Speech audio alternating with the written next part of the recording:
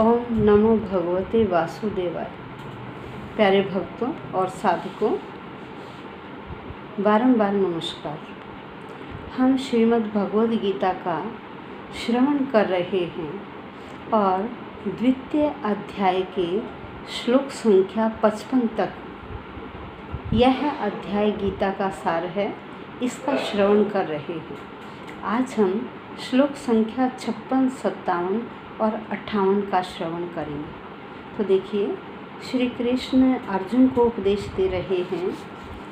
कल का अंतिम श्लोक था कि वह श्री कृष्ण अर्जुन को कह रहे हैं कि हे अर्जुन, मनोधर्म से जो उत्पन्न होने वाली इंद्रिय तृप्ति की जो समस्त कामनाएं हैं, जो व्यक्ति इन कामनाओं का परित्याग कर देता है, मन में उठने वाली जो कामनाएं हैं जिनसे इंद्रियों को संतुष्टि मिलती है, वह व्यक्ति इनका परित्याग कर देता है और अपनी आत्मा में ही संतुष्ट रहता है, वही व्यक्ति स्थिर बुद्धि कहलाता है।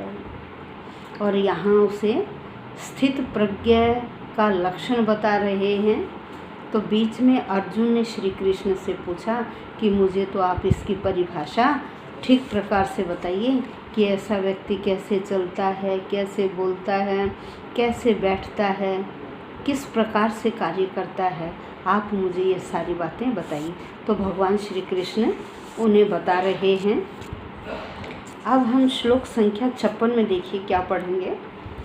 दुखेषु अनुद्विग्न मनः सुखेषु विगत स्पृह वीतराग भय क्रोधः स्थित धी मुनि रुच्यते।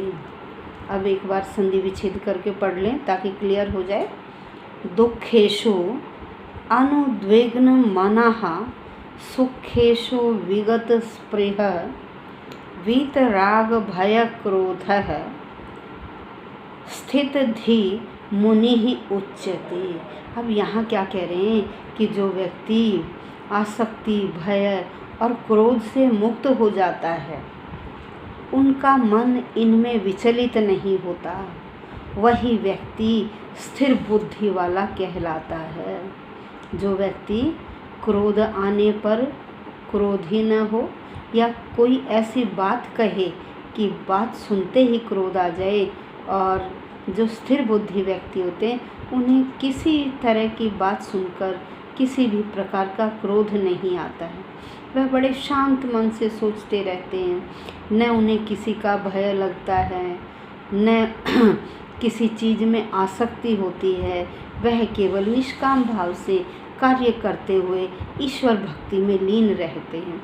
यहाँ श्री कृष्ण अर्जुन को भी निष्काम कार्य करते हुए ईश्वर भक्ति में लीन होने की बात कह रहे हैं।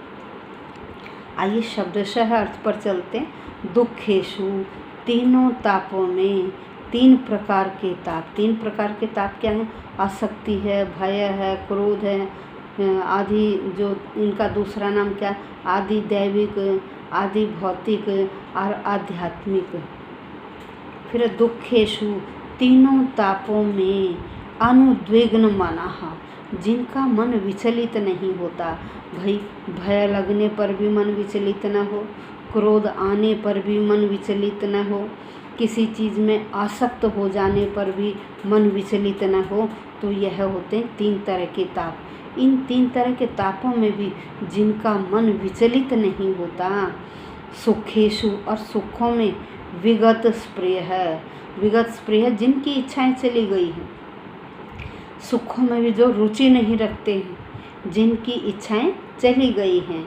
वीत, जो मुक्त हो गए हैं, जो मुक्त हो गए। किससे मुक्त हो गए?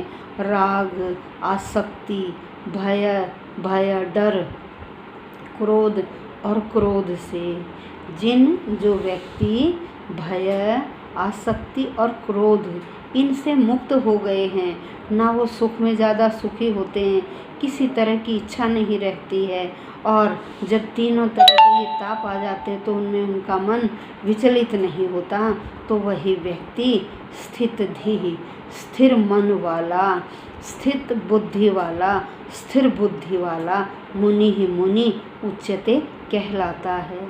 यहाँ यह बताया कि देखिए मुनि भी कई प्रकार के होते हैं। कुछ ऐसे जिनका जब ये ताप दिखाई दे उनका मन विचलित हो जाता है, उन्हें किसी और तरह के मुनि कहा जाता है। कुछ ऐसे मुनि होते जो सांसारिक मोह माया छोड़कर जंगलों में जाकर किसी तरह का उन्हें भय क्रोध कुछ नहीं, वहाँ जाकर के वो भगवान भक्ति में लीन रहते हैं। कुछ ऐसे मुनि जो सांसारिक उसमें रहते हुए ही सबकी सेवा करते हुए भी वह इन कार्यों में लिप्त नहीं होते। तो अलग अलग तरह के मुनि बताए। तो उन्होंने कहा कि जो व्यक्ति संसार में रहता हुआ ही सांसारिक कार्य करता हुआ उनमें लिप्त नहीं होता, निर्लिप्त होता है, मतलब उनसे रहित, उनमें आसक्त होता ही नहीं, उन सब से आसक्ति रहित होता है, वही व्यक्ति स्थिर बुद्धि या स्थित प्रज्ञ कहलाता है। यहाँ बार बार श्री कृष्ण यही कह रहे हैं कि जो व्यक्ति कृष्ण भावना अमृत में स्थिर हो जाता है उसे न तो किसी प्रकार का राग होता है और न किसी प्रकार का विराग। उन्हें सफलता मिलने पर वह खुश नहीं होते और असफलता मिलने पर वह दुखी नहीं होते। तो अब आइए इससे आगे देखते हैं क्या कहते हैं। इससे आगे भी यही कहा है कि कुछ व्यक्ति तो क्या होता है, जब उन्हें अच्छा मिलता है तो वो उसमें बड़े खुश होते हैं, और कुछ व्यक्ति यदि बुरा मिले तो उस बुरे में वो क्या करते हैं, घृणा करने लग जाते हैं, दुख का अनुभव करते हैं। कहते जो व्यक्ति इन दोनों से परे है वही व्यक्ति स्थिर बुद्धि कहलाता है, वही पूर्ण ज्ञानी कहलाता है। आइए अब श्लोक संख्या 57। यह सर्वत्रान अभिस्नेहस्तत् प्राप्य शुभाशुभम नाभिनंदन्ति न द्वेष्टि तस्य प्रज्ञा प्रतिष्ठिता। शब्दशः अर्थ पर आते हैं।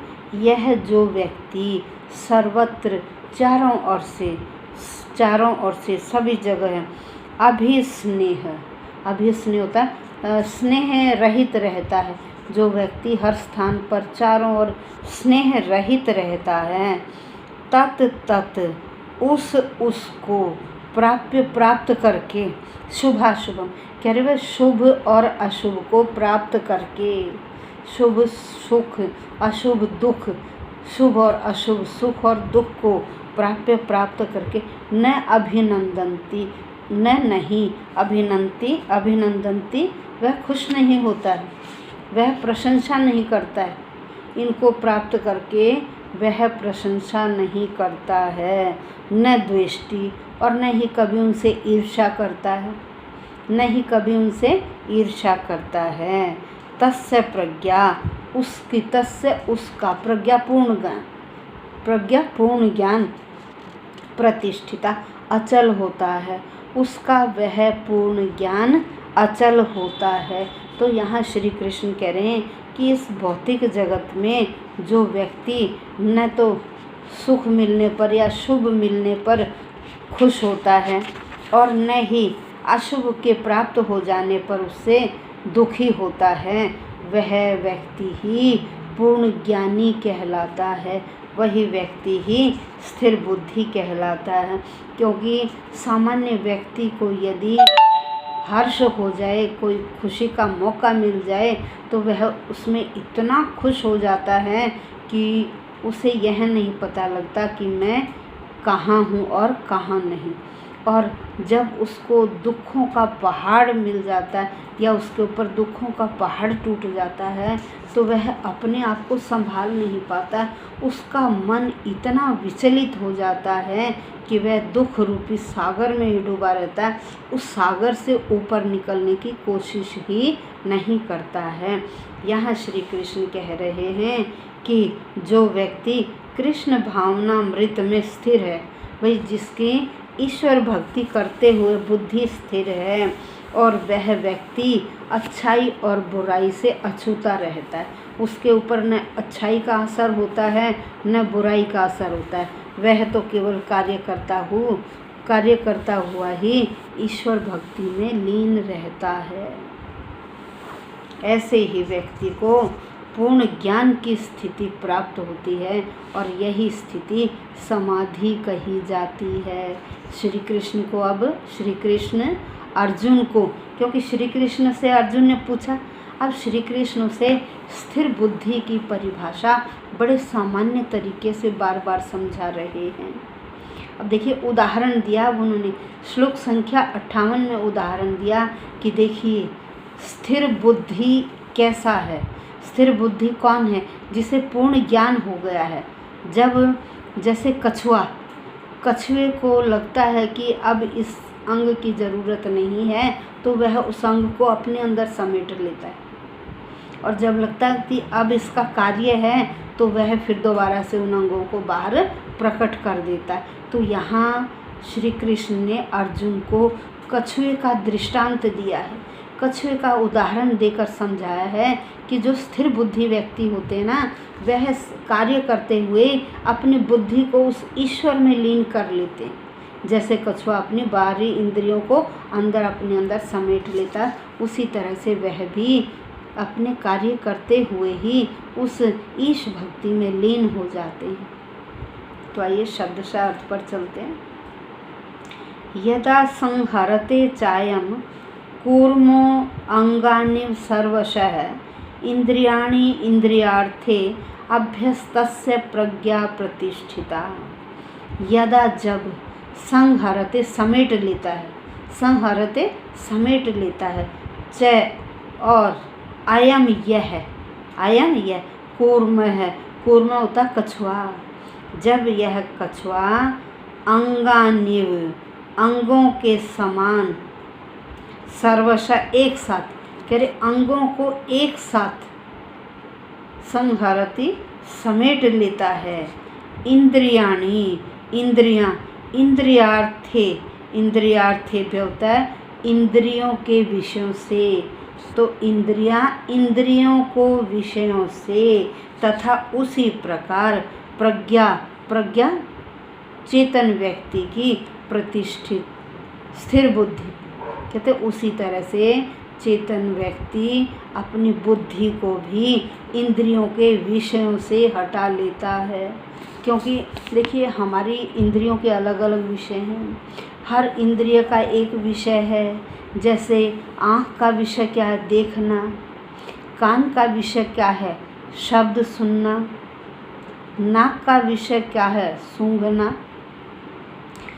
रसना, जिह्वा का विषय क्या है? रसना, अच्छी अच्छी चीज़ें खाना। तो हर इंद्रिय का अपना विषय है और हमारी इंद्रियां अपने विषयों की ओर भागती हैं। तो श्री कृष्ण कह रहे हैं देखिए जो स्थित प्रज्ञ व्यक्ति होता है ना, वह अपनी इंद्रियों को उनके विषयों से हटाकर केवल ईश भावना की ओर उन्हें लगा देता है। वह इंद्रिय सुख की ओर नहीं भागता, वह व्यक्ति इंद्रिय सुख, इंद्रिय तृप्ति की ओर नहीं भागता, इंद्रिय जो हैं उनकी इच्छाओं की पूर्ति की ओर नहीं भागता। वह केवल कार्य करता हुआ ही उस ईश्वर भक्ति में लीन हो जाता है। जैसे कछुआ अपने अंगों की जब ज़रूरत नहीं हो तो वह उन्हें अपने अंदर समेट लेता है, पुनः फिर जब कार्य करना हो तो अपने अंगों को फिर प्रकट कर देता है। तो यहाँ कहा कि व्यक्ति, कुछ ऐसे व्यक्ति हैं इस संसार में जो सांसारिक मोह माया की ओर भागते रहते हैं, इंद्रियों के विषयों की ओर भागते रहते हैं, भोगों की ओर भागते रहते हैं, इंद्रिय सुख, इंद्रिय भोग, सारा जीवन अपना इसी में बिता देते हैं। और वह यह नहीं सोचते अरे ये इंद्रिय भोग तो क्षणिक हैं, हमें परम आनंद कैसे प्राप्त होगा? उस ईश में अपना ध्यान करके, उस ईश को याद करते हुए हम अपना कर्तव्य कर्म करते चलें तो हमें परम आनंद की प्राप्ति होगी।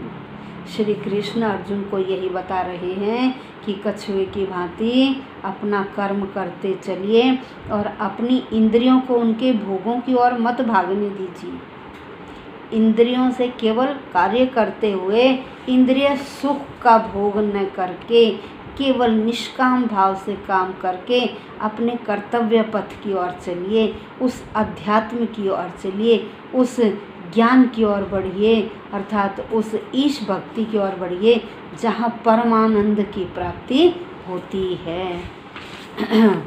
तो यहाँ पर इंद्रियों की तुलना विषैले सांपों से की गई है कि इंद्रियां क्या हैं, एक विषैले सांप की तरह हैं। इसलिए हमें क्या करना चाहिए, इनको नियंत्रण में रखना चाहिए, इनको काबू में रखना चाहिए। जिस व्यक्ति ने अपनी इंद्रियों को वश में कर लिया वही व्यक्ति स्थिर बुद्धि कहलाता है, वही व्यक्ति स्थिर बुद्धि कहलाता है।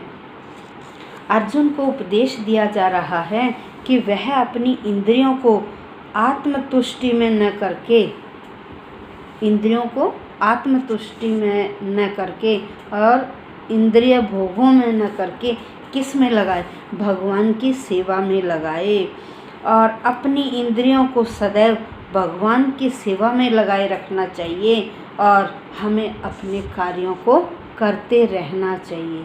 कार्यों को किस भाव से करें, निष्काम भाव से करते हुए और भगवान की सेवा में लगा देना चाहिए। अब कल हम श्रवण करेंगे श्लोक संख्या 59 से लेकर 61 तक, 59 से लेकर 61 तक। तो साधकों, चैनल को अवश्य सब्सक्राइब कीजिए ताकि प्रतिदिन आपके पास नोटिफिकेशन पहुंचती रहे और आज के युग में श्रीमद् भगवद गीता का पाठ करना या सुनना बहुत लाभकारी है, जिससे हम अपने जीवन को इसी योनि के लिए नहीं बल्कि अन्य योनियों के लिए भी ईश भक्ति में लगे रहने की हम उस ईश्वर से क्या करते हैं, उससे याचना करते हैं कि हे ईश्वर, हमें हमेशा आप अपनी ईश भक्ति में लगाए रखिए। तो आज के युग में श्रीमद् भगवद गीता का श्रवण, पठन, मनन आदि बहुत ज़रूरी है। हमें अपने जो हमारे बच्चे हैं, जो हमारी नेक्स्ट जनरेशन है, उन्हें भी हमें अपने इन धार्मिक ग्रंथों के बारे में अवश्य बताना चाहिए ताकि हमारा यह जो पुरातन प्राचीन ग्रंथ हैं यह विलुप्त न हो और न ही इनका ज्ञान विलुप्त हो। हमारे बच्चों को इन सब ग्रंथों की महत्ता और महत्व का पता हो। धन्यवाद साधकों।